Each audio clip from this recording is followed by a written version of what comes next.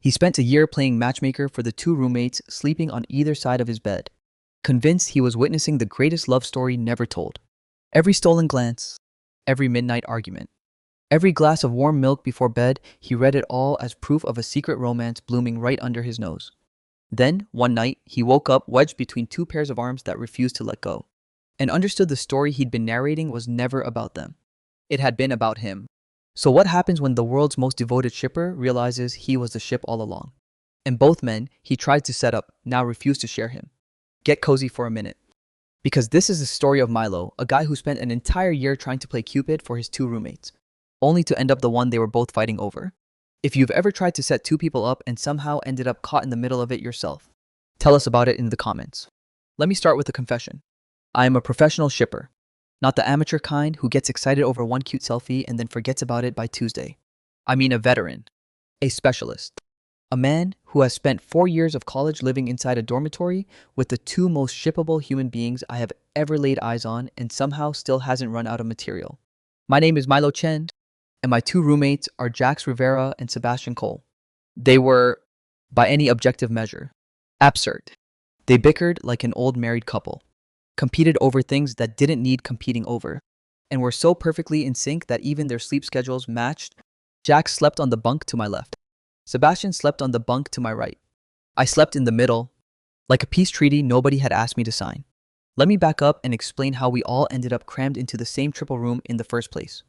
Because honestly, even 4 years later, I still can't decide if it was luck or a cosmic setup designed specifically to torment me. Freshman orientation.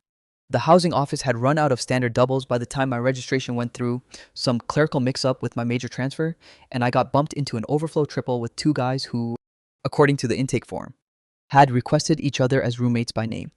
Childhood friends. Apparently, from the same hometown 2 states over.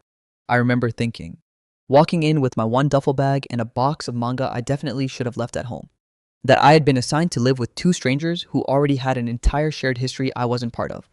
Within a week, I discovered the truth was both better and infinitely more dangerous than that. Jax and Sebastian weren't just childhood friends.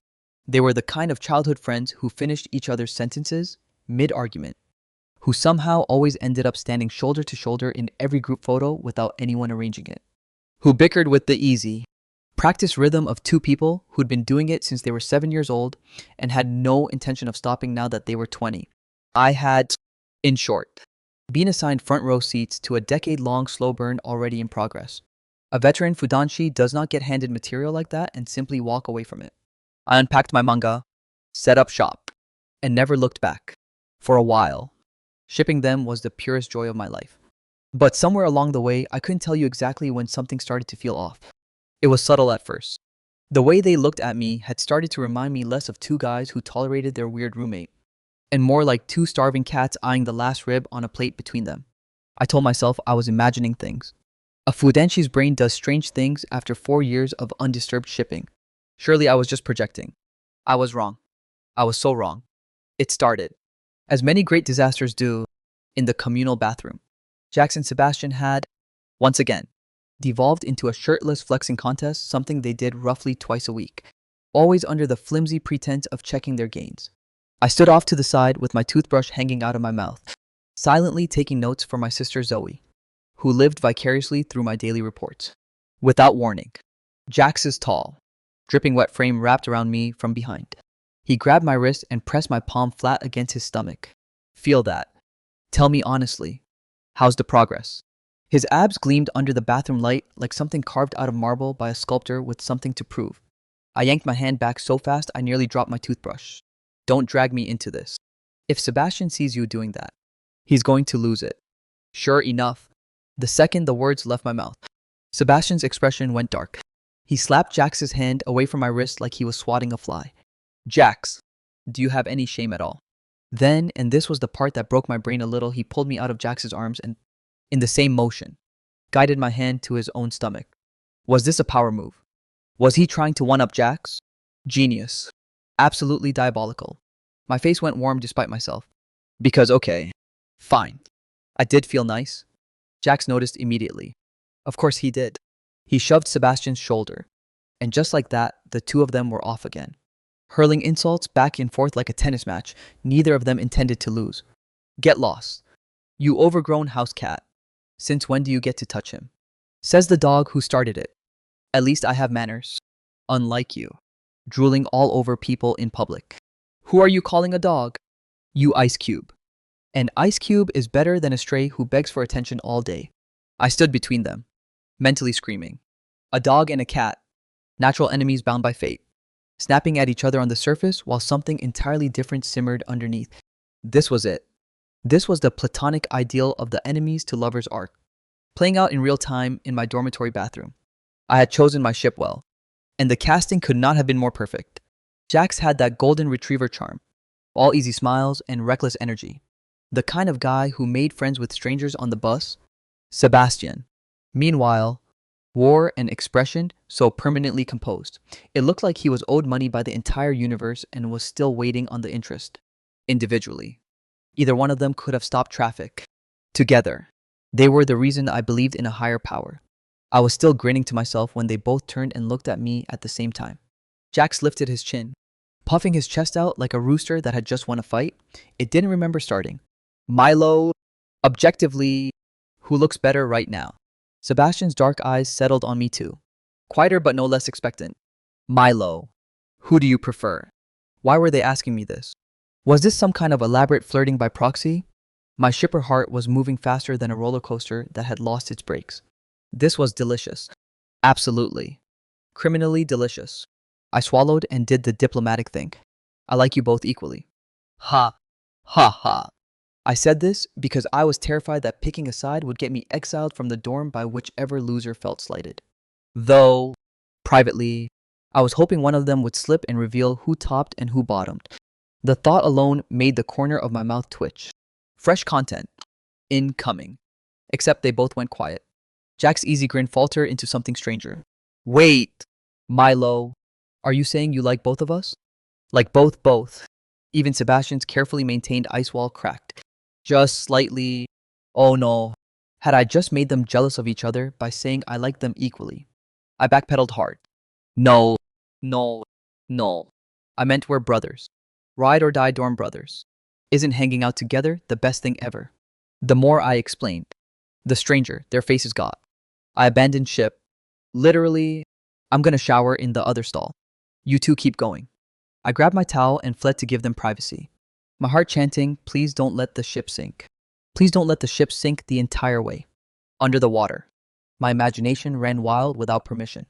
Sebastian pinning Jax to the wall. Voice low and possessive. Why did you let him touch you? Jax sneering back. Jealous. Or maybe even better, the two of them wrestling under the spray. Towels flying. Someone shouting, I'm not backing down today, and someone else laughing coldly. Then prove it. The mental images spiraled fast. From wrestling into something a lot less PG. I slapped my own cheeks to snap out of it. This was exactly the kind of thinking my little sister had warned me about the day she handed me my first BL comic and ruined my life forever.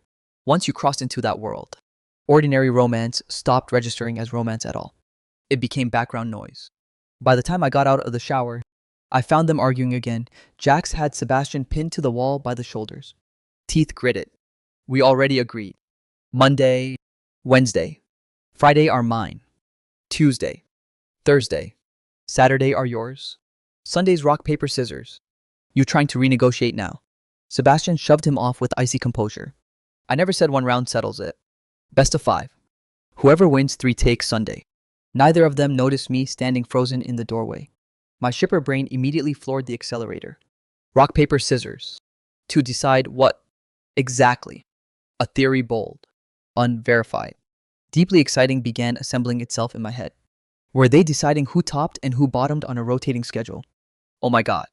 These were masters. Absolute legends. Other couples exchanged flowers. These two had built a weekly rota. I hid in the corner and eavesdropped so hard I nearly choked on my own spit. In the end, Jax lost. He glared daggers and muttered, You cat. Sebastian's mouth curved, satisfied. I win. In my head. That smile translated directly to you lost. Now be good and do as I say. My theory was confirmed. They had to be together. I clapped a hand over my mouth to keep from cackling out loud. Classic bickering couple behavior. Sebastian had just been called a name and was still smiling like the cat that got the cream. That night, as always, Sebastian handed me a glass of warm milk before bed. Drink up. It'll help you grow. Both of them stood well over 6 feet. I did not. After finishing the glass, I passed it back with a thanks, and Sebastian's gaze lingered on the corner of my mouth. You've got some there. I licked at it. Gone. His eyes darkened, and he reached out like he might wipe it himself, except Jax got there first, knocking his hand aside with a smack and swiping his thumb across my lips instead. Clean now, he said, throwing Sebastian a smug grin. The two of them stared each other down in total silence, sparks practically visible in the air between them. I bit back a laugh and thought, this ship is unsinkable. That night I slept like the dead. In my dreams, something kept nibbling at me, though my body refused to move. When I woke up, there were faint marks on my skin in a few places. Bug bites? Probably. Dorms were always crawling with something. I should mention, for context, that I have always been an unusually heavy sleeper. The kind of person who slept through a fire drill sophomore year and only found out about it because my sister texted me a news clip the next morning. It was a running joke among the three of us. Actually, Jax used to say he could set off a small explosion next to my bed and I wouldn't so much as twitch. Sebastian, less prone to exaggeration, simply noted once, very dryly, that it was a little concerning. Statistically. At the time, I took both comments as harmless teasing.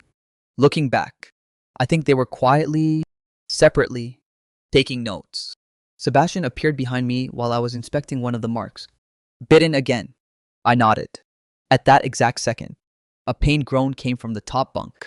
Jax climbed down, holding his lower back. And the moment he spotted the two of us together, he lunged, grabbed Sebastian's collar, and snarled. You absolute menace. Do you have any idea? I asked, as delicately as I could.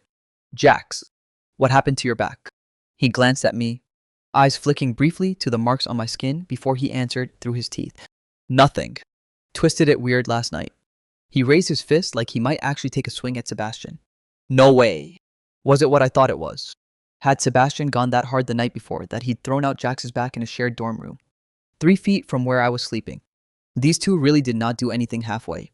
What a shame I'd slept through the whole performance. Sebastian caught Jax's fist mid-swing and murmured something too quiet for me to catch. Jax's shoulders dropped, and he shot me a glance before looking away. They were probably worried I'd find out. Little did they know, I was already committed to the investigation. I brushed my teeth with unusual dedication, ears fully deployed. Unfortunately, no juicy confession followed.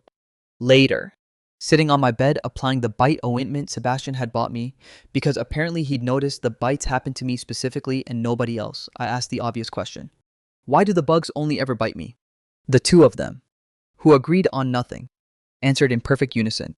What's your blood type? Oh, there's your answer. Sebastian said, Jax and I are both type A. That's why they only go for you. I nodded along, because that did sound vaguely scientific. And there was definitely a rumor floating around that mosquitoes preferred type O blood. Fine. Bugs had discerning taste.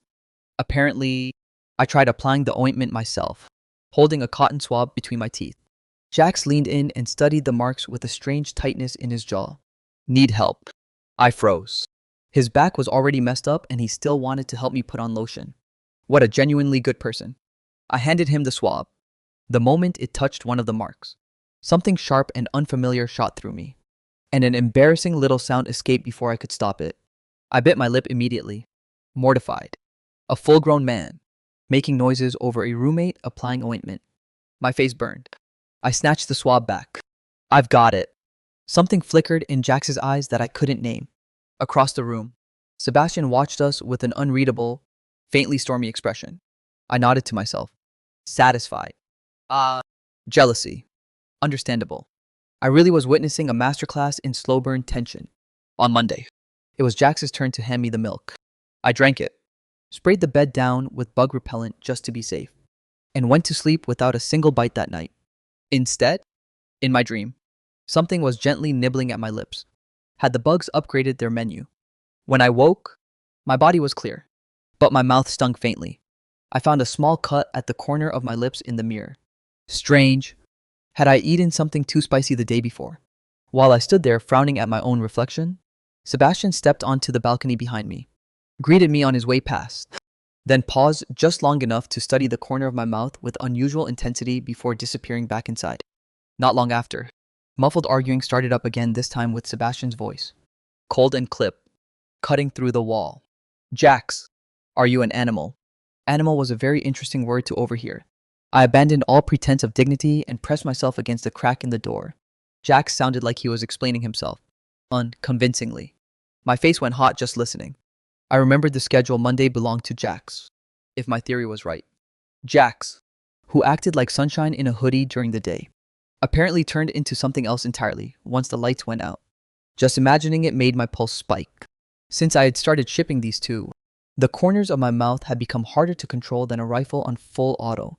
I didn't catch the rest of the argument, but it wound down eventually. Sebastian stepped out and found me very intently studying the bathroom sink. He lingered. Does your mouth still hurt? I fought down a grin and shook my head, insisting I must have eaten something spicy. He produced a tube of ointment from seemingly nowhere and, with startling gentleness, dabbed it along the inside of my lip. Your mouth is small, he murmured, almost to himself. Was that a compliment? It landed strange. Yeah. Born this way, I said anyway, because what else do you say to that?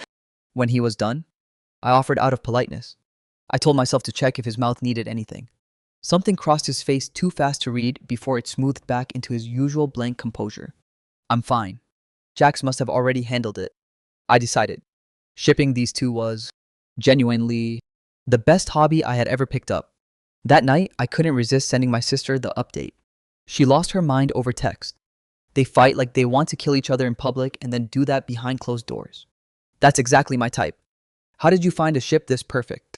Does your dorm have room for one more shipper? I told her, with real regret, that I hadn't actually caught anything last night. I slept too well. Probably thanks to the milk. She accused me of sleeping like a hibernating bear. I promised she'd be the first to know when I got fresh material. While I was laughing at her messages, Sebastian handed me another glass of milk, his eyes flicking briefly toward my phone screen. I turned it off fast, guilt flaring, and drank while watching his face for any sign he'd seen something. Nothing. I relaxed. Of course, Sebastian respected boundaries. He'd never read someone's private messages. At the end of the week, our whole class went out for a party. I almost didn't go. I had a paper due Monday and a perfectly good excuse ready until Jack showed up at my desk, draped himself over my shoulder, and informed me that the group wasn't going anywhere without me, in a tone that suggested the matter was already settled. Sebastian, arms crossed by the door, added only, "It'll be good for you to get out," which from him counted as an enthusiastic endorsement. I caved in about 4 seconds, because refusing either of them individually was hard enough. Refusing both of them at once, aimed in the same direction, was basically impossible. I should have recognized that as a warning sign months earlier than I did. The three of us showed up late and got stuck with the only open seats, facing each other across a long table. My shipper instincts activated instantly. This was fate handing me an opportunity. I'd steer Jax and Sebastian into the two adjacent seats and take the far one myself, before I could execute the plan. Jax grabbed my wrist and pulled me down into the seat right beside him. I froze and glanced at Sebastian, who was already glaring at us with a face like a thundercloud. There it was. Jealousy. Right on schedule. He sat across from us in stony silence while Jax, blissfully oblivious, poured me a drink like nothing was wrong. I wanted to scream internally. Jax, sit next to me all you want, but look at your husband. His face has gone the color of a storm cloud. Comfort him before you lose him. The class started up a round of truth or dare. My luck held. I never landed a dare all night, so I sat sipping juice and quietly enjoying the show. Then Sebastian lost a round. His punishment: kiss any male classmate for a full minute. The whole table erupted. Kiss. Kiss. Kiss. I slammed my cup down so fast juice nearly sloshed over the rim. This was it. The classic fan service moment. Live and unscripted.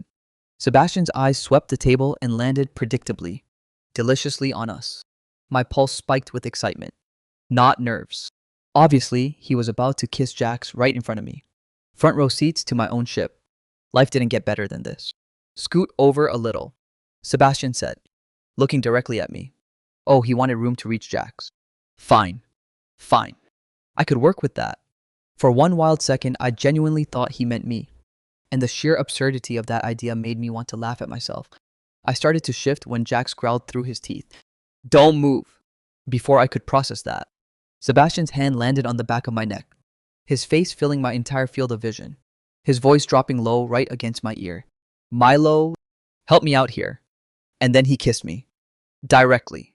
On the mouth, my brain short-circuited along with my first kiss, which apparently I just handed over without my own consent to the situation.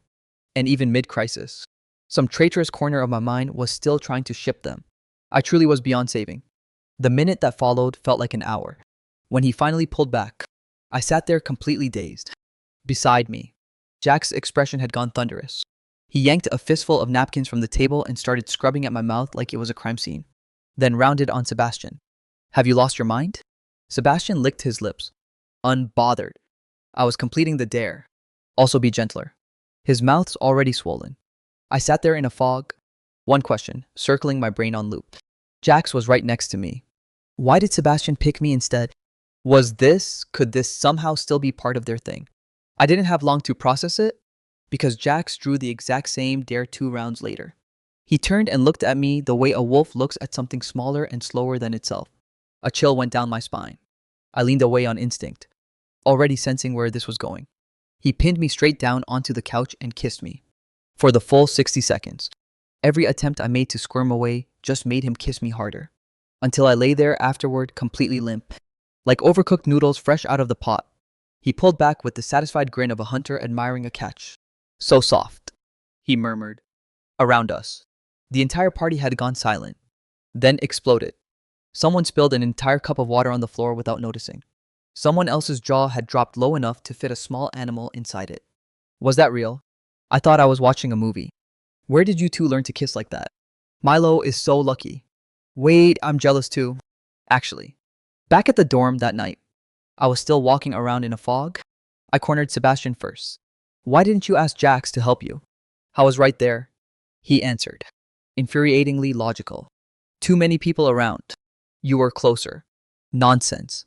Jax had been the exact same distance. I turned to Jax next. "Why didn't you kiss him instead of me?" Jax made a face like he'd swallowed a lemon whole. "Why would I kiss that cat?" Something in me quietly cracked. That night, while I sat there questioning the nature of reality, my sister texted asking for updates. I told her. They kissed indirectly. Through me. She lost it. Demanded details. And when I explained my mouth, she went silent for a solid 5 seconds before responding. "Are you sure you're shipping them? Or are they shipping themselves through you?" I thought it over seriously. But no, they'd done too many couple-coded things together for this to be anything else. There'd just been too many classmates around tonight. They must have been too shy to kiss each other in public and borrowed their closest friend's mouth as a stand-in. It all made sense. I was a genius. I told my sister, with total confidence, that the couple I shipped could never have a bad ending. She sent 10 kneeling emojis in a row. "That actually tracks. You're brilliant.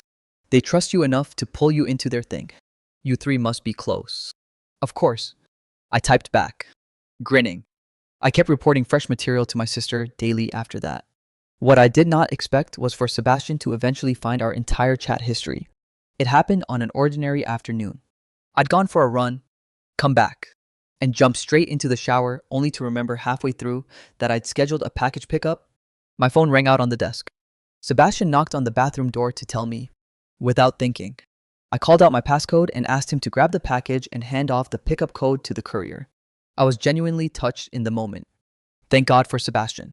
Then, mid-shower, it hit me. I'd just been messaging my sister right before I got in. The app was probably still sitting open, and every single message in that thread involved some variation of, "They definitely went wild last night." Monday belongs to Jax. Tuesday belongs to Sebastian. I was finished. I stood under the water, hugging my own arms, extending what became easily the longest shower of my college career. By the time I forced myself out, wrinkled and doomed, I found Sebastian sitting at my desk, my phone still in his hand. He looked up. "You showered a long time today." I laughed, too high-pitched to be convincing. "Hey, when you had my phone earlier, you didn't happen to see anything, did you?" Something almost like amusement crossed his face before smoothing back into calm. "No," I exhaled in relief. Of course. Sebastian respected privacy. He'd never casually read someone's messages. The next day, he sat me down. Milo, you already know about the situation between me and Jax. Don't you? Things have gotten a little strained. I could use your help. So he had seen everything. How do you want me to help? I asked, bracing myself. Cooperate with me. We just need to make Jax jealous. Helping my favorite couple was practically a moral duty. But the method concerned me. Sebastian wrapped an arm around my waist and, with almost no effort, hauled me flush against his chest. At that exact moment, a key turned in the lock outside. He lowered his head. My brain short-circuited a second time. Was he actually about to? Instead, he covered my mouth with the back of his own hand and closed his eyes, pressing his lips to his own knuckles like he was kissing me through a barrier. My heart still went wild anyway. His breath somehow warm even through his hand. The door slammed open. Jax's voice cracked through the room like a whip. Sebastian. What the hell? I flinched. Sebastian patted my back, unbothered, like a man reassuring a nervous pet. This was bad. I was only an unwilling accomplice here. Surely, Jax's fury wasn't about to land on me too. Jax crossed the room and hauled Sebastian up by the collar. Sebastian opened his eyes, glanced at me with something suspiciously close to satisfaction, and let himself be dragged out into the hallway. Just before the door shut, he mouthed silently at me. Thank you. I sat there stunned. That face really should be classified as a weapon. Once I got my bearings back, I crept to the door and pressed my ear against it. They were arguing loudly enough to carry. You kissed him right in front of Jax's voice, dropped too low to catch the rest. I cracked the door open. Sebastian pulled Jax close and murmured something directly into his ear. Jax's face cycled through about 4 different colors. How is that even possible? Before he could finish, Sebastian covered his mouth and steered him away. Jax still muttering. You'd better not be lying to me again. You cat. Sebastian's reply floated back, infuriatingly calm. Behave. And we both get fed tonight. I watched them walk off with their arms slung over each other's shoulders and latched onto exactly 3 words. We both get fed. My mouth curved on its own. So exciting. They'd barely reconciled and they were already planning round 2. Could I not at least get a live stream? That evening, Sebastian brought Jax back to thank me properly. Jax still looked thoroughly unimpressed with the whole situation, but he draped an arm over Sebastian's shoulders anyway and mumbled, Thanks. I beamed, quietly proud of my role as unofficial matchmaker. Call me Captain Milo.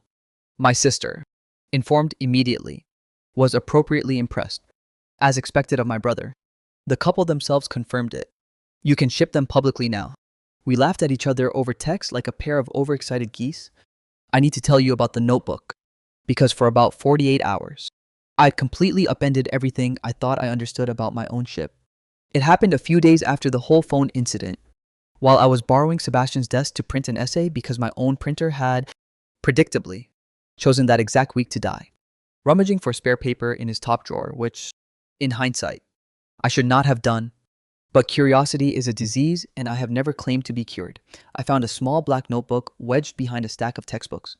Sebastian's handwriting, unmistakably precise, covered the first page in a column of tally marks under 2 headers, J and M. Under J, there were 4 marks. Under M, there were 7. My stomach dropped straight through the floor. J for Jax, M for me. I did not, to my credit, immediately spiral. I flipped forward a page, hands shaking slightly, and found actual sentences this time. Dated entries in Sebastian's tight cursive. March 3rd, J lost a coin flip. Has to buy dinner for a week. M laughed at my joke today. Actual laugh. Not the polite one. April 11th, J says I'm being obvious. I'm not being obvious. I sat there on the floor of our dorm room holding a notebook that appeared to be some kind of scorekeeping system between the 2 of them, with my own name listed as one half of a running competition. And I genuinely did not know what to do with that information. Was this a scheduled notebook? Had I stumbled onto the actual mechanics of their relationship, some kind of point system they used to keep things fair between them? I did what any reasonable person would do. I texted my sister a photo of the page with the caption, I think I found the master document. She responded in less than 30 seconds. Oh my God. Oh my God. This is either the best thing that has ever happened to us or you are about to find out something that ruins your whole life. Read more. Read more. I read more. And with every page, the picture that formed was not remotely the one I'd built in my head for the better part of a year. There was no mention of Sunday rotations. No cryptic references to whose turn it was for anything intimate. Instead, page after page was just us. Small, mundane things. M wore my hoodie without asking again and didn't apologize. J is furious about this for reasons he refuses to explain. M fell asleep in the library with his face on his own textbook. Drooled on page 94. J took a picture. We are both keeping copies. M said he liked us equally today and J looked like someone had run over his dog. I did not feel much better about it myself. For the record, the tally marks, I realized with mounting horror, weren't about turns in bed at all. They were a running, deeply petty scoreboard of who Milo of who I had smiled at more, sat closer to, laughed with harder, on any given day. A silent, ridiculous competition that had apparently been running for months, maybe longer, that had absolutely nothing to do with the two of them as a couple and everything to do with both of them. Independently, being in love with the same idiot roommate who'd spent the entire time convinced he was watching something else entirely. I sat there on the floor for a long time, notebook open in my lap, feeling the entire architecture of my beloved ship groan and shift under me like a building settling on a cracked foundation. Because if this was real, if the notebook was what it looked like, then the milk, the marks, the schedule, the best of 5. Whoever wins takes Sunday argument I'd built an entire romantic mythology around. Might not have been about Jax and Sebastian's relationship to each other at all. It might have been about which one of them got which night with me. I closed the notebook very carefully, put it back exactly where I'd found it, and did not sleep well for the next 3 days. I told my sister everything. Obviously, because keeping something like that to myself was never in my nature. She went quiet in a way that, for her, was almost alarming, before finally sending back, "Brother, I love you, but I think you have been shipping the wrong pairing this entire time. And I think some small, stubborn part of you already knew that. And just like the story you'd already written, better." I didn't want to believe her. I really didn't. But the notebook sat in that drawer like a landmine I now knew the exact location of. And I couldn't stop thinking about every single moment I'd misread over the past year. The muscle flexing, the milk, the marks I'd blamed on bugs. The kiss at the party that Sebastian had claimed was just about proximity. None of it made sense as a couple's private game. All of it made perfect, horrible sense as two men independently. Quietly losing a battle, neither of them wanted to admit they were fighting against each other. Over me. I did not confront either of them about the notebook. Not yet. I told myself I needed more information first. That jumping to conclusions had gotten me in trouble before. Really, if I'm honest, I think I just needed time to grieve the ship I'd spent a year building before I could let myself hope for whatever might be standing in its place. That weekend, as a thank you, they took me to the amusement park I'd been begging to visit for a year. I'd almost forgotten about the notebook. By then, almost. It had a way of resurfacing at inconvenient moments. Usually whenever Sebastian did something particularly attentive and I found myself wondering whether I was watching genuine affection or just a man trying to pull ahead in a competition I still hadn't officially acknowledged existed. I told myself I was overthinking it. I was, historically, not a reliable narrator of my own life. So this seemed statistically likely. Why they insisted on the haunted house first? I couldn't tell you I hate ghosts. And everyone who knows me knows I hate ghosts. Inside. Jax kept one hand locked firmly around my waist. "Stay close and you won't be scared." Sebastian covered my eyes with his long fingers from the other side. "If you can't see it, it can't scare you." I nearly teared up. What a thoughtful pair. Except, why did the ghost in this particular haunted house keep grabbing people? In the dark, I felt hands brushing my sides more than once. My knees going weak more than I'd like to admit for a simple walk-through attraction. By the time we made it out, I was thoroughly rattled and privately vowing never to return. Jax and Sebastian, on the other hand, looked like they'd both won the lottery. Radiant. Suspiciously radiant. Considering neither of them had made a single sound the entire walkthrough, while I'd apparently set some kind of unofficial decibel record near the werewolf animatronic. "You two are never picking the attraction again," I told them, still catching my breath outside. "I mean it. I nearly had a heart attack in there." "You held up fine," Jax said, entirely too pleased with himself for someone who'd spent half the walkthrough with his hand somewhere they had no business being. I did not hold up fine. I was grabbed, multiple times, by what I can only assume were paid actors. "Were they?" Sebastian said, mild as ever, already steering me toward the exit before I could finish the thought. Interesting theory. I narrowed my eyes at both of them, but let it go. Mostly because the smell of funnel cake had reached us and my priorities reorganized themselves instantly.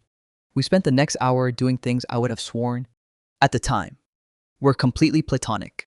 Jax won me a stuffed bear roughly the size of a small child at the ring toss booth. Through methods I chose not to investigate too closely. Sebastian, against every instinct in his cold, composed body, agreed to ride the teacups exactly once, on the strict condition that it never be brought up again. Then spent the entire ride looking faintly nauseated while I laughed hard enough to nearly slide off the seat. By the time the sun went down, I'd mostly forgotten to be suspicious of anything.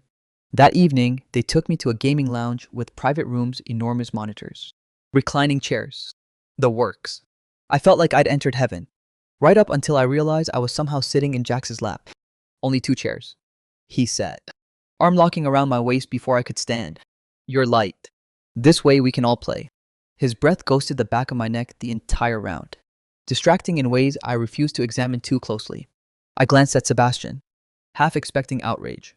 Instead, he just said, evenly, he's not wrong, and went back to his screen. Something in my worldview quietly wobbled.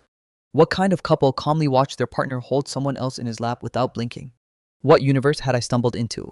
Halfway through the session, Sebastian stood, lifted me clean off Jax's lap, and deposited me onto his own instead. If he stays there too long, his legs will go numb. Jax gritted out a thanks that did not sound remotely grateful. Hearing them use each other's nicknames so easily eased my confusion a little. They were probably just looking out for me. That had to be it. Bedtime arrived with a complication. Neither of them seemed to consider one. 3 grown men. 1 bed. How exactly are we splitting this up? I asked. I glanced between them, mud a decision, and sacrificed myself nobly to the couch with a spare blanket. It's fine.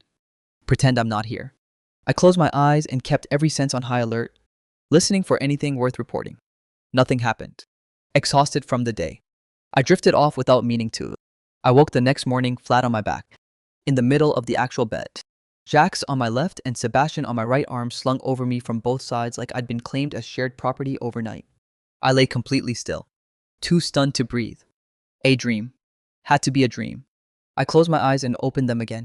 The arms were still there. Warm breath still fanned across both my collarbones. My brain simply shut down and refused to reboot. After that trip, I started avoiding them. Whatever excuse they offered, it was cold. We just wanted to keep warm. I stopped buying it. I hadn't forgotten about the notebook, either, if anything. Waking up wedged between them. That morning had dragged it right back to the front of my mind, all those tally marks. All those small dated entries about me, sitting in a drawer like evidence I'd chosen not to use yet. I kept turning it over. If the schedule really had been about which of them got to spend the night watching over me, then everything I'd built my ship on was actually a story about both of them quietly competing to be the one who took care of me best. That should have made the milk and the marks feel less alarming. Instead, it made them feel like something I finally had to face head on instead of narrating from a safe distance. I told my sister everything. She went quiet for an unusually long stretch before finally texting back. I don't think you're shipping the couple you think you're shipping. This might not be an enemies to lovers story at all. Then what is it? I asked. 2 on 1. She replied instantly. I stared at those 3 words until my brain started to itch. They give you milk every night. You sleep like the dead. You keep waking up with marks on you. They use rock, paper, scissors to divide up turns. Her theory kept unspooling, line after line, and something in me started reorganizing itself in real time. That evening, before bed, Jax handed me the usual glass of milk. I pushed it away on instinct. What? You don't want it today? His confusion looked genuine, which somehow made it worse. From the corner of my eye, I caught Sebastian pausing too, dark eyes flicking toward me. Just not feeling it tonight, I said, forcing a laugh. Ha! Ha ha. Jax wasn't ready to let it go. It'll just go to waste. He actually reached for my chin like he might tip the glass in himself. I shot up off the bed. It's fine. You two can split it. Their expressions turned probing. After a beat, Sebastian took the glass instead. If Milo doesn't want it, I'll have it. I hurried to my own bed, pulled the curtain, and watched through the gap. Sebastian did not drink a drop. He walked straight to the sink and poured it out. I stared at the ceiling, feeling like I'd been struck by lightning. There really had been something in the milk, not anything sinister. I'd find out later. Just a mild dose of the same chamomile and valerian mix my grandmother used to swear by. The kind you could buy over the counter at any pharmacy. Combined with the fact that I already slept like the dead on a good night, it had been more than enough to make sure I stayed exactly that deep. Every single time. For exactly as long as they needed. Those marks were never bug bites. That cut at the corner of my mouth was never spicy food. So the powerful couple I'd spent months shipping had, from the very beginning, both been quietly, deliberately targeting me. I rolled myself tight in the blanket, determined to stay awake and alert. It didn't matter. Exhaustion won anyway. And I was asleep before I could put up a real fight. In the middle of the night. That same faint tugging sensation woke me, heat spreading from somewhere along my collarbone. I opened my eyes to find both of them sitting on the edge of my bed, watching me in the dark. My voice cracked. What are you two doing? I flipped the lights on myself and refused to let either of them leave. The three of us stayed up talking until sunrise. Sebastian took my hand with a carefulness I'd never seen from him before, pressing a soft kiss to the back of it. He looked up. Do you hate this? His usual eyes had gone somewhere else entirely. His eyes, in that light, looked almost unbearably soft. My heart stumbled. When I finally found my voice, it came out small. No, I don't hate it. Jax crouched beside us, restless, and turned my face gently toward him. When you can't drag yourself out of bed, who brings you breakfast, who saves you a seat in the library every single winter morning, who ran the whole mile beside you during the fitness test because you were about to pass out. His usual bravado had a crack running straight through it. You can't just like that cat and not me. Before I could answer, Sebastian cut in, quiet but firm. I've done every one of those things too. Jax fell silent, lowered his head, then pressed my hand against his own cheek. Even if you like him more, can I still get half? Seeing him like that, none of his usual carefree bravado left. Just something raw and uncertain undid something in me. Both of them waited, watching, and I couldn't meet either gaze directly. They had always been good to me. But was this actually right? A dozen memories tangled together with feelings I didn't have names for yet. I lowered my head. Did I have some time to think? They kept their distance after that night. Truly, Jax would occasionally look at me from across a room with something wounded in his eyes. But Sebastian always steered him away before it went further. Give him space. He'd say, we'll wait. I want to be honest about something, because it would be easy to make this part of the story sound simpler than it actually was. I wasn't hesitating because I didn't know how I felt. I knew exactly how I felt. Probably from the second I woke up sandwiched between them that morning after the gaming lounge. Maybe even earlier than that, if I let myself really think about it. What I didn't know was whether wanting both of them was something I was allowed to want, or whether it was just the kind of thing that sounded thrilling in the comics my sister sent me and fell apart the second real feelings got involved. I'd spent a year cheering for other people's love stories from the sidelines. I had exactly zero practice being inside one, let alone one with two people in it at once. So the silence wasn't punishment. It was me, quietly, working up the nerve to want something out loud for the first time in my life. The trio that had once done everything together shrank down to just me. I ate alone, sat alone in lectures, walked to the library alone. They weren't beside me anymore. And yet, somehow, they were everywhere in the empty seats on either side of me. In the silence where their arguing used to live. In the breakfast routine I now had to do by myself. My sister checked in. How's the ship going? Captain, it's poison. I typed back, curled miserably under my blanket. That's what it is. I'm visiting this weekend. She replied. We're talking in person. She met me at the campus gate and took one look at my face before demanding milk tea and an explanation. The second she asked what was wrong, the floodgates opened. A month of loneliness came pouring out, how empty and cold it felt to suddenly lose the two people who'd anchored my entire routine. She laughed, not unkindly, and opened her arms for a hug. I don't fully understand what's going on between you three, but come here. I'd barely leaned in when someone yanked me backward by the collar. Jax's furious voice cracked out behind me. Is this what giving him space was supposed to look like? He's about to hug some other girl and I'm supposed to just stand here. I spun around, startled, straight into two extremely possessive stares. Sebastian looked my sister over, expression flat. We're borrowing your boyfriend for a while. We're not planning on giving him back. Before I could correct the record, they each hooked an arm through mine and carried me off between them like luggage. Behind us, My sister's voice rang out loud enough to be heard from space. Oh no, my boyfriend. Where are you taking him? We hadn't even finished hugging. She sounded far too delighted about the chaos she'd caused. Jax ground his teeth and picked up the pace. That girl. Whose boyfriend is she pretending to be? Sebastian pulled me along just as fast on the other side, nearly making me airborne between the two of them. My sister, undeterred, chased after us like a one-woman camera crew, narrating the whole thing at full volume. This is incredible. My future brothers-in-law are jealous enough to combust and they're still working together to kidnap him. Better than a period drama. They both paused mid-stride, glancing at each other, then down at me dangling between them. How does she know? Jax growled. Why are you asking me? Sebastian shot back. Did you say something? You dog. You're the one who can't keep his mouth shut. Cat. Shut up. Keep moving. They resumed hauling me down the sidewalk while my sister trotted along behind, entirely undeterred. Future brothers-in-law. That carrying technique is impressive. I bet the other techniques are even better. Then I watched. I wanted to sink directly into the pavement. Where are you taking my brother? Need a hotel discount code. I've got one. That was the final straw. Sebastian stopped dead, turned with a look sharp enough to cut glass. Who exactly are you? Jack stopped too. Jow tight. Seriously? Keep following us and see what happens. My sister blinked, raised both hands in mock surrender, and grinned. Easy. Easy. Future brothers-in-law. I'm Zoe Milo's actual sister. We're on the same team here. Dead silence for 2 full seconds. Then, in perfect unison. What? I exhaled like a man returning from the dead. She's really my sister. It's on, someone please put me down. Nobody put me down. My sister had already lost interest in the apology and pulled out her phone, aiming it straight at Jax's jealous scowl and Sebastian's cold, burning stare. This is incredible content.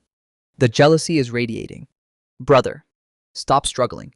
Just lie back and enjoy your husband. What kind of sister films this? I shouted, face on fire. Have some loyalty to your own blood. She had, by that point, fully transitioned from spectator to co-captain of my own ship. Future brothers-in-law, you have my full support. Go as hard as you want. I'll carry the burden of secrecy for both of you. The second she said that, Jax and Sebastian turned to look at each other, sparks visibly crackling in the air between them again. Jax puffed his chest out. Hear that? She called me brother-in-law first. Sebastian's voice stayed flat as ever. You're clearly hearing things. You deaf dog. Say that again and see what happens. Cat. They squared off, glaring like they might actually devour each other on the sidewalk, while my sister stood off to the side, eyes shining, muttering yes, yes, keep going. Let me get this on camera. I seized the distraction and ran. Behind me, Jack's voice cracked in alarm. Wait, where'd he go? Sebastian's followed, unusually urgent. Manran. This is your fault. Stop arguing and chase him. I sprinted like my life depended on it. Glancing back, Jax was gaining fast, shouting something about ending my life. Sebastian's voice was colder, but his stride matched Jax step for step. Milo, you are not getting away. My sister, somewhere behind all of us, jumped and screamed encouragement at full volume. Future brothers-in-law, hurry. He's running out of steam. Let me be captain of your 3-person ship this time. Milo, who are you going to pick? Actually, forget it. Only kids pick one. Adults just take both. I believe in you. I wanted to dig a tunnel straight through the Earth's crust and disappear. By the time they caught up, I braced for the worst, but instead, both of them just fell into step beside me, unusually quiet. I glanced at Jax, who looked ready to combust from restrained worry, then at Sebastian, whose face was as composed as ever except for the fire barely contained behind his eyes. I was still stung from an entire month of silence, so I lifted my chin and looked away. I'll have to see how you two behave first. I walked ahead alone. Within seconds, they were bickering behind me again. This is all your fault. Jax, shut up. You started it. I'll end you. Come try it. Listening to them fight behind me, the corner of my mouth crept up without my permission. There it was. That old familiar flavor. My ship, no. The 2 men chasing after me were back to their usual noise, and my mood lifted despite myself. I decided, right then, to stop fighting the current and just let things unfold. Whether the ship sailed or sank, whether I was steering it or drowning under it, Whether it was one ship or somehow two ships fused into one at that exact moment. My heart was pounding harder than it had in weeks. Faster whenever Sebastian's gaze went soft. Faster still whenever Jax flashed that familiar, foolish grin. Damn, I really was beyond saving. I shook my head, smiling despite myself. Fine. This time, I wasn't shipping anyone. I'd apparently become the ship myself. Two at once, maybe. Someday, I'd actually be brave enough to find out what that meant. The weeks between that afternoon and graduation weren't a straight line. If I'm being honest, I didn't fling the door open and declare my undying devotion the second we got back to the dorm. I'm not built that way. And neither, it turns out, are they. What actually happened was slower and considerably more embarrassing. Three grown men tiptoeing around a conversation none of us knew how to finish, punctuated by Jax accidentally holding my hand a beat too long during study sessions, and Sebastian developing a sudden, suspicious habit of always ending up seated beside me instead of across from me. Nobody made it official. We didn't need to. Somewhere between finals week and the day we packed up the dorm for the last time, the three of us quietly stopped meaning three separate people who happened to share a room, and started meaning something with no good word for it yet. My sister, predictably, had opinions. You're all doing this the most inefficient way humanly possible. She texted. After I explained badly that we were figuring things out. Just say the thing. All three of you. Say the thing. None of us said the thing. Not directly. Not until graduation night. On the day we graduated. Jax and Sebastian invited me over to celebrate. I stood frozen in the middle of their apartment, stammering. Wait, didn't you say we were celebrating? Jax's smile was the same foolish one I'd fallen for months ago, except now it carried something distinctly more dangerous underneath it. We are celebrating. We're going to feast. Before I could figure out what that meant, Sebastian wrapped his arms around me from behind and pressed a slow kiss to the back of my neck. My whole body went weak, thoughts scattering. Jax stepped in front of me, tilted my chin up, and caught my lower lip gently between his own, releasing it with a satisfied, triumphant smile. My face burned. On instinct, I muttered something about them both being impossible. Sebastian laughed quietly against my ear, breath warm, before pressing a kiss to the corner of my mouth. And what do you plan to do about it? My knees nearly gave out entirely. You're both terrible. Equally terrible. What exactly are you two planning? Today, Jax said, guiding me backward onto the bed. We're making sure you finally get your fill of both of us. Sebastian followed close behind, dark eyes fixed on me like he intended to memorize every second. That night, I finally understood in the most thorough way possible what two at once actually meant in practice. By the time it was over, every bone in my body had gone loose. My thoughts were somewhere far away, and I lay curled between two warm chests with my eyes stinging. So this was what it actually felt like. Exhausting in every possible sense of the word and unbelievably good, anyway. I buried my face against Jax's shoulder, one leg still draped over Sebastian, and let myself simply exist in the aftermath. Jax tightened his arms around my waist, laughing softly. From now on, you get to feel like this every day. Sebastian pressed a slow kiss to my forehead. Every day, he agreed. I closed my eyes, the corner of my mouth still refusing to come down. I wasn't just the shipper anymore. I'd become the ship itself and, as it turned out, not just a single ship, but a very well-crewed double one. Later, much later, somewhere near dawn, with Jax's arm slung heavy across my stomach and Sebastian's fingers still loosely laced through mine, I found myself thinking about that notebook again. About all those months I'd spent narrating a love story between two people who had, this entire time, been quietly narrating one about me. I found it. You know, I said into the dark, half asleep. The notebook. Months ago. Beside me. Jax went very still. On my other side. Sebastian's breathing paused for exactly one beat too long. How long is months ago? Sebastian asked carefully. Long enough that I spent a solid week convinced you two had some kind of secret scoring system for sleeping with each other. I admit it. I was very wrong. And also a little bit right. Apparently, just about the wrong two people. Jax groaned and pressed his face into my shoulder. I told you to hide that thing better. I did hide it, Sebastian said, with the particular flatness he used exclusively when he was embarrassed and refused to show it any other way. Milo just has no respect for other people's desk drawers. In my defense, I said, if you didn't want me finding a year-long tally of who made me laugh harder, you probably shouldn't have kept a year-long tally of who made me laugh harder. Neither of them had a good answer for that. Jax laughed instead, low and a little sheepish, and pulled me closer. Sebastian didn't say anything else, just pressed a slow kiss to my shoulder, which I'd started to understand was his version of surrender. I closed my eyes again, warm on both sides, and thought not for the first time, and probably not for the last, that I had built an entire career out of shipping other people's happy endings, and somehow still hadn't seen my own coming until it was already wrapped around me from two directions at once. Somewhere down the line, I know my sister is going to demand the full story, probably with a notebook of her own to take notes for whatever ship she decides to build out of it. I already know exactly what she's going to say when I tell her. Called it. She'll be insufferable about it for weeks. I've decided I don't mind. A good captain always credits her crew. And if I'm being honest, she saw the truth of this ship long before I let myself believe it. She just had the good sense not to say I told you so until I was ready to hear it. Mostly, for a man who spent 4 years insisting he was only ever the shipper, never the ship. I think I've adjusted to the new title with remarkable speed. Some things, it turns out, you don't have to choose. You just have to stop steering long enough to notice you're already exactly where you're supposed to be.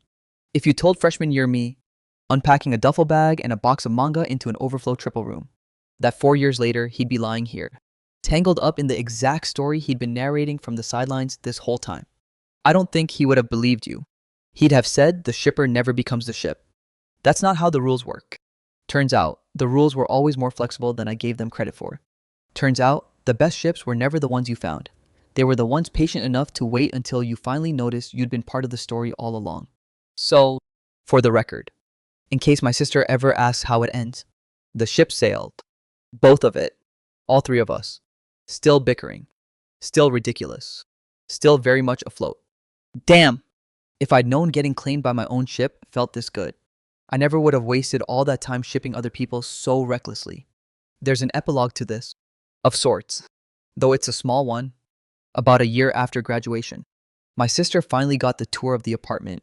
The three of us share the one with exactly one shared bookshelf, split evenly into thirds. Jax's side stacked with sports memorabilia, Sebastian's side alphabetized down to the spine, and my side buried under enough manga to qualify as a structural hazard. She stood in the doorway for a long moment, taking it all in, then turned to me with the particular grin she reserves for moments she considers personally responsible for. You know, she said, I think I want credit in the acknowledgments. There is no acknowledgement section. This isn't a book. There should be. I called it before either of them did anything about it. I deserve a dedication page at minimum. Jax, overhearing from the kitchen, called back that she could have a dedication page the day she stopped trying to steal his boyfriend for content. Sebastian, without looking up from whatever he was reading, murmured that technically I was both of theirs, which meant she'd been trying to steal 2 boyfriends this entire time. And really, the audacity should be acknowledged somewhere. My sister looked genuinely delighted by that framing.